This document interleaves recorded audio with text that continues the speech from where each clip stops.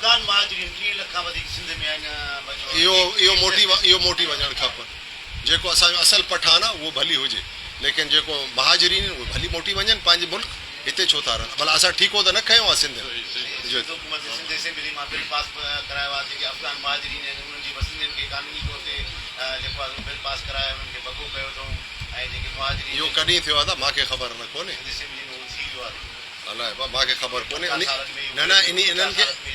इन्हनि खे कीअं असां जेका महाजरीन आहिनि उहो त न करणु खपे, अगरि कयूं ईअं कीअं थींदो?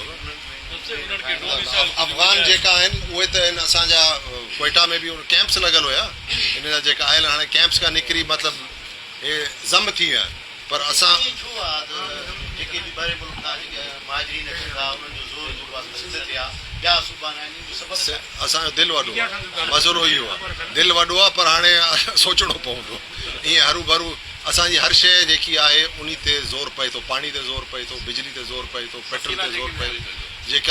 जेका असांखे सिंधियुनि खे शयूं बचणु खपनि या इस्तेमालु थियणु खपनि उहो ॿियनि जे हवाले थियनि थियूं।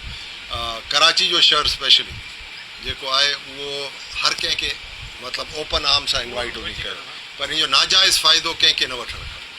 पठान हुजे, केर बि हुजे, मुहाजिर हुजे, कहिड़े बि सूबे खां माण्हू आयल हुजे, उनखे नाजाइज़ फ़ाइदो इन शइ जो न वठणु खपे। ॻाल्हि सिधी। तव्हां पाणीअ जी ॻाल्हि कई, पाणी